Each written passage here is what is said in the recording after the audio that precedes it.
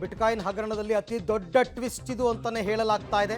IPS ಅಧಿಕಾರಿ Sandeep ಪಾಟೀಲ್ಗೆ notice ಸರ್ವಾಗಿದೆ. ಈಗ IPS ಅಧಿಕಾರಿಗೆ ಸಂಕಷ್ಟ ಬಂದೊದಗಿದೆ. IPS ಅಧಿಕಾರಿ ಸಂದೀಪ್ ಪಾಟೀಲ್ಗೆ ನೋಟಿಸ್ ಅನ್ನು ಕೊಟ್ಟಿದ್ದಾರೆ SIT. ಇಬ್ಬರು ಅಧಿಕಾರಿಗಳು ನೀಡಿದ ಮಾಹಿತಿಯನ್ನು ಆಧರಿಸಿ ನೋಟಿಸ್ ಅನ್ನು ಕೊಡಲಾಗಿದೆ. ನೋಟಿಸ್ ಅಂದರೆ ವಿಚಾರಣೆಗೆ ಬನ್ನಿ ಅಂತ ಕರೆದಿದ್ದಾರೆ. ಸೊ IPS ಅಧಿಕಾರಿಯಾಗಿದ್ದ ಸಂದೀಪ್ ಪಾಟೀಲ್ ಅವರೇ ಆಗ ಉಸ್ತುವಾರಿಯಾಗಿದ್ದರು ಈ ಪ್ರಕರಣದ ತನಿಖೆಯಲ್ಲಿ. ಅವರಿಗೆ ನೋಟಿಸ್ ಕೊಟ್ಟಿದ್ದಾರೆ ಅಂತಂದರೆ ತನಿಖೆಯಲ್ಲೇ ಲೋಪದೋಷಗಳಾಗಿದೆ ಅಂತಕ್ಕಂಥ ಅರ್ಥನಾ? ಹಾಗಾಗಿ ಸಂದೀಪ್ ಪಾಟೀಲ್ ಅವ್ರನ್ನ ಏನಾದರೂ ವಿಚಾರಣೆಗೆ ಕರೆದಿದ್ದಾರಾ? ಇದು ಕೂಡ ಬಹಳ ಮುಖ್ಯ. ಇಬ್ಬರು ಅಧಿಕಾರಿಗಳು ಇವಾಗ ಕೊಟ್ಟಿರ್ತಕ್ಕಂಥ ಹೇಳಿಕೆ ಏನು? ಆ ಹೇಳಿಕೆ ಕೊಟ್ಟ ನಂತರ ಸಂದೀಪ್ ಪಾಟೀಲ್ ಅವ್ರನ್ನ ಯಾತಕ್ಕೆ ಈಗ ವಿಚಾರಣೆಗೆ ಕರೆದಿದ್ದಾರೆ? ಸಂದೀಪ್ ಪಾಟೀಲ್ ವಿರುದ್ಧವೇ ಏನಾದರೂ ಹೇಳಿಕೆಯನ್ನು ಕೊಟ್ಟಿದ್ದಾರಾ? ಇಬ್ಬರು ಅಧಿಕಾರಿಗಳು ನೀಡಿದ ಮಾಹಿತಿಯನ್ನು ಆಧರಿಸಿ ಈಗ ನೋಟಿಸನ್ನು ಕೊಟ್ಟಿದ್ದಾರೆ.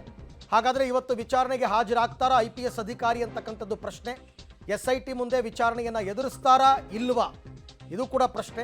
ಇನ್ಸ್ಪೆಕ್ಟರ್ ದಯಾನಂದ ಮುಂದೆ ವಿಚಾರಣೆಗೆ ಹಾಜರಾಗಬೇಕಾಗಿದೆ. ಇನ್ಸ್ಪೆಕ್ಟರ್ ದಯಾನಂದ ಮುಂದೆ IPS ಅಧಿಕಾರಿ ಸಂದೀಪ್ ಪಾಟೀಲ್ ಇವತ್ತು ವಿಚಾರಣೆಯನ್ನು ಎದುರಿಸಬೇಕು. ಹಾಗಾಗಿ ಕುತೂಹಲ ಇರತಕ್ಕಂಥದ್ದು ವಿಚಾರಣೆಗೆ ಬರ್ತಾರಾ ಇಲ್ವಾ, ಅಥವಾ ಇನ್ನೇನಾದರೂ ಮನವಿ ಮಾಡ್ಕೋತಾರಾ?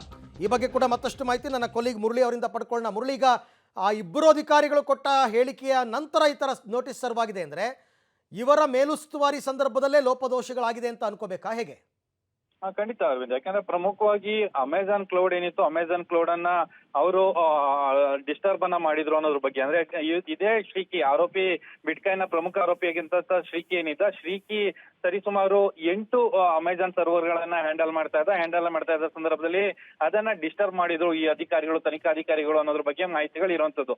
ಜೊತೆಗೆ ಆತನನ್ನ ಅಕ್ರಮ ಬಂಧನದಲ್ಲಿ ಇರಿಸ್ಕೊಂಡಿದ್ರು. ಕೋರಮಂಗಲದ ಒಂದು ಸೈಬರ್ ಆಫೀಸ್ ಏನಿತ್ತು, ಆಫೀಸ್ ನ ಒಳಗಡೆ ಇರಿಸ್ಕೊಂಡಿದ್ರು. ಅದನ್ನೆಲ್ಲ ಕೂಡ ಇವರೇ ಮಾಡಿರೋದು ಅನ್ನೋದ್ರ ಬಗ್ಗೆ ಮಾಹಿತಿಗಳು ಸಿಕ್ಕಿತ್ತು. ಜೊತೆಗೆ ಮೇಲುಸ್ತುವಾರಿಯನ್ನ ವಹಿಸಿಕೊಂಡಂತವ್ರಿಗೆ ಕೆಳಗಡೆ ಇದ್ದಂತ ತನಿಖಾಧಿಕಾರಿಗಳು ಯಾವ ರೀತಿಯಲ್ಲಿ ಲೋಪದೋಷಗಳನ್ನ ಮಾಡ್ತಾ ಇದ್ದಾರೆ, ಆ ಲೋಪದೋಷಗಳ ವಿಚಾರವಾಗಿ ಯಾವ್ಯಾವ ಡೆವಲಪ್ಮೆಂಟ್ ಗಳಾಗಿದೆ ಇದೆಲ್ಲಾನು ಕೂಡ ಸಂಪೂರ್ಣವಾಗಿ ಅವರು ನೋಡ್ಕೊಳ್ಬೇಕಾಯ್ತು. ಅದನ್ನ ಬಿಟ್ಟು ತನಿಖಾಧಿಕಾರಿಗಳಿಗೆ ಸಂಪೂರ್ಣವಾಗಿ ಸ್ವತಂತ್ರವಾಗಿ ತನಿಖೆನ ಮಾಡ್ಲಿಕ್ಕೆ, ಜೊತೆಗೆ ಲೋಪಗಳನ್ನ ಮಾಡ್ಲಿಕ್ಕೆ ಅವಕಾಶವನ್ನ ಮಾಡಿಕೊಟ್ಟಿದ್ರು. ಈ ಎಲ್ಲಾ ಹಿನ್ನೆಲೆಯಲ್ಲಿ ಅವರನ್ನ ವಿಚಾರಣೆಗೊಳಪಡಿಸ್ತಾ ಇರೋಂಥದ್ದು ಸಾಕಷ್ಟು ಕುತೂಹಲವನ್ನ ಮೂಡಿಸಿದೆ. ಜೊತೆಗೆ ಅವರು FIR ನಲ್ಲಿ, ಅಂದ್ರೆ SIT ಅಧಿಕಾರಿಗಳು ಎರಡನೇ ಪ್ರತ್ಯೇಕವಾಗಿ ಒಂದು FIR ಅನ್ನ ದಾಖಲು ಮಾಡ್ತಾರೆ. FIR ಅನ್ನ ದಾಖಲು ಮಾಡಿದ ಸಂದರ್ಭದಲ್ಲಿ ಒಂದು ಮಾಹಿತಿ ಬೆಳಕಿಗೆ ಬರ್ತದೆ. ಆ ಬೆಳಕಿಗೆ ಬಂದ ಸಂದರ್ಭದಲ್ಲಿ ಕೆಲವೊಂದು ಬಿಟ್ಕಾಯಿನ್ ಗಳನ್ನ ದುರುಪಯೋಗವನ್ನ ಮಾಡ್ಕೊಂಡಿದ್ದಾರೆ ಅನ್ನೋದ್ರ ಬಗ್ಗೆ ಆರೋಪಗಳು, ಅದಕ್ಕೆ ಪೂರಕ ಸಾಕ್ಷ್ಯಗಳಿದ್ದಾವೆ ಅಂತೇಳಿ FIR ನಲ್ಲಿ ಉಲ್ಲೇಖವನ್ನ ಮಾಡಿರುವಂತದ್ದು.